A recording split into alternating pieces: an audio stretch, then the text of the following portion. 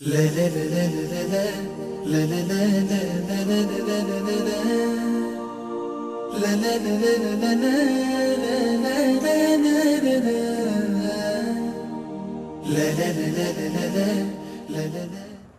व नसल्ली अला रसूलिल करीम अम्मा बाद। मुअज़्ज़ज़ नाज़रीन, अस्सलामु अलैकुम व रहमतुल्लाहि व बरकातुहू। प्रोग्राम एक कहानी एक सबक के साथ आपकी खिदमत में हाज़िर हैं। इंशाअल्लाह इस प्रोग्राम में हम आपको एक खूबसूरत वाक़या सुनाएंगे और उसके बाद उसके ऊपर मुरतब होने वाले या उससे मिलने वाले सबक की बात होगी। तारीख़ इंसानी में जिन हुक्मरानों को एक ख़ास अहमियत मिली है, उनमें अमीरुल मोमिनीन हज़रत उमर बिन अब्दुल अज़ीज़ रहमतुल्लाह का नाम भी सुनहरी रूप से लिखा जाएगा। आपकी खिलाफत और आपकी हुकूमत के अंदर होने वाले अदल व इंसाफ का चर्चा और आपकी इस्लाहात, ये सारी चीज़ें तारीख़ का हिस्सा हैं। और उन्हीं के ज़माने में अजीम मुसलमान सिपह सालार हज़रत क़ुतैबा बिन मुस्लिम रहमहुल्लाह ने समरकंद, बुखारा और चीन तक के इलाके फ़तह किए। आइए इस तारीख़ से हम आपको एक वाक़या सुनाते हैं। कहते हैं कि जब समरकंद शहर फ़तह हो गया तो उसके बाद वहाँ के लोगों को मालूम हुआ कि मुसलमान जब भी किसी शहर को फ़तह करते हैं तो फ़तह से पहले वो उनको इस्लाम की दावत देते हैं और उस दावत को मुस्तरद करने की सूरत में उनको जज़िये का इख्तियार देते हैं और तीसरे मरहले में वो जंग करते हैं। जब उनको ये बात पता चली तो उन्होंने कहा कि हमारे साथ तो ये नहीं हुआ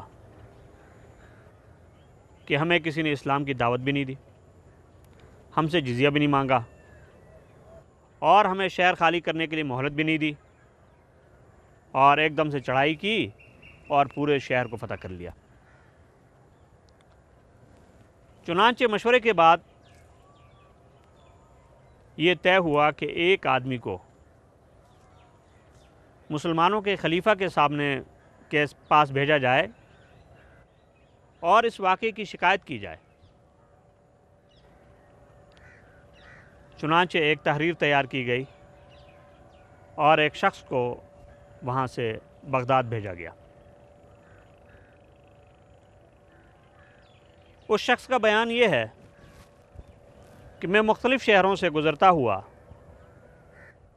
और उस ख़त को छुपाते हुए बगदाद पहुँचा, लेकिन बगदाद में मुझे ये डर था कि अगर मैं किसी को ये बताऊं कि मुझे मुसलमानों के खलीफा से मिलना है तो शायद मैं पकड़ा जाऊं और वहाँ तक मेरी रसाई ना हो। चुनांचे वो शहर में घूमता रहा और जो सबसे बड़ी इमारत उसको नज़र आई उसके अंदर दाखिल हो गया और वहाँ एक आदमी से पूछा कि क्या मुसलमानों का दारुल इमारा ये है? उसने कहा नहीं। उसने कहा ये क्या है? कहने लगा ये मस्जिद है। फिर उसने पूछा कि ये मस्जिद क्या होती है? उसने कहा मस्जिद मुसलमानों की इबादत गाह है। अगला सवाल हुआ कि इबादत क्या होती है? तो उस शख्स ने उसके सामने इस्लाम के हक़ाइक़ पेश किए, इस्लाम का तारुफ़ कराया। तो ये शख्स खलीफा के पास पहुंचने से पहले पहले उस मस्जिद के अंदर मुसलमान हो गया। मुसलमान होने के बाद इस आदमी ने उसको बताया कि मैं समरकंद से आया हूँ और मुझे मुसलमानों के खलीफा से मिलना है। चुनांचे उसने उसको खलीफा के घर का रास्ता बताया।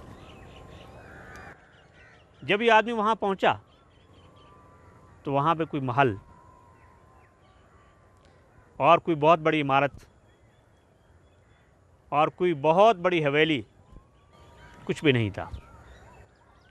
ایک کچا مکان تھا جس کی ایک دیوار ٹوٹی ہوئی تھی، اور دیکھا کہ ایک شخص اس میں گارا لگا رہا ہے اور ایک خاتون اس کو گارا اٹھا کے تھما رہی ہے۔ یہ شخص واپس آیا اور راستہ بتانے والے سے کہنے لگا کہ بھائی تو نے تو مجھے غلط جگہ بھیجا۔ اس نے کہا کیوں؟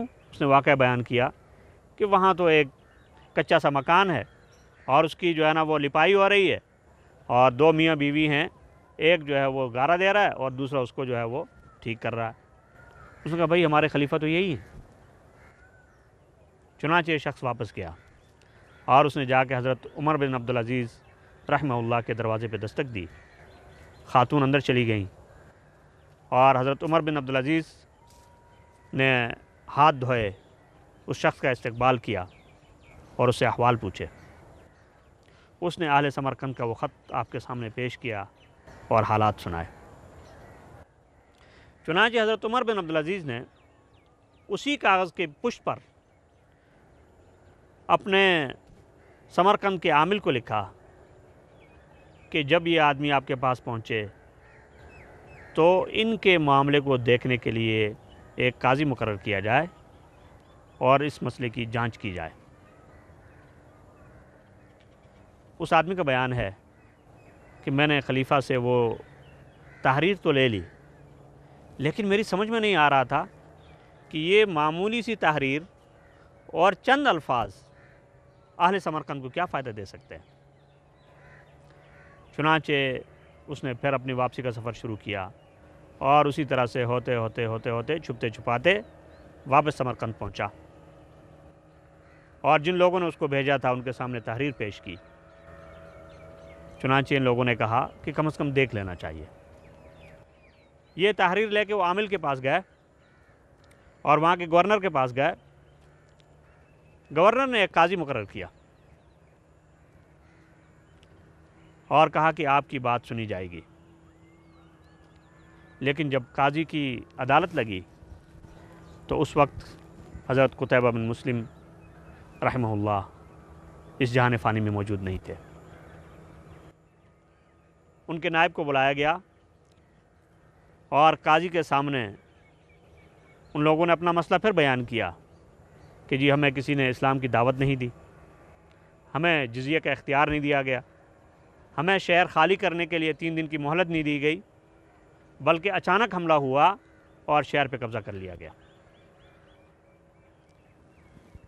قاضی نے مسلمان سپہ سالار سے وجہ پوچھی تو انہوں نے کہا کہ شہر بہت اہم تھا اور خطرہ تھا کہ اگر پہلے سے اطلاع دی جاتی تو شہر والے شاید قلعہ بند ہو جاتے اور اس کے بعد فتح میں مشکلات پیش آتی، اس لیے یہ کام نہیں کیا گیا۔ آپ جانتے ہیں کہ قاضی نے کیا فیصلہ کیا؟ قاضی نے اپنا فیصلہ لکھا اور کہا کہ تمام مسلمان فوجیں سمرقند شہر سے نکل جائیں اور ان 3 اصولوں کی پاسداری کرتے ہوئے اس کے بعد اگر اس پہ فتح کرنا چاہتی ہیں تو اس کے بعد آئیں گی، اس سے پہلے نہیں ہو سکتا۔ اہل سمرقند حیران تھے کہ قاضی کے اس فیصلے سے ایک فاتح فوج کے اوپر کیا اثر پڑے گا، لیکن تاریخ یہ کہتی ہے کہ اس دن سورج غروب نہیں ہوا تھا کہ شہر کے اندر مسلمانوں کی فوج کا ایک بھی سپاہی باقی نہیں رہا، ساری مسلمان فوج باہر نکل گئی۔ اس کے بعد طریقے کے مطابق ان کو اسلام کی دعوت دی گئی، جزیے کا اختیار دیا گیا اور 3 دن شہر خالی کرنے کے لیے ان سے کہا گیا۔ اہل سمرقند نے آپس میں مشورہ کیا اور کہا کہ جس دین کے ماننے والے اس قدر انصاف پسند ہیں تو ان کی حکومت ہمارے لیے رحمت ہے۔ چنانچہ اکثریت مسلمان ہو گئی اور جو باقی بچے انہوں نے جزیہ قبول کیا اور سمرقند شہر دوبارہ مسلمانوں کے حوالے کر دیا۔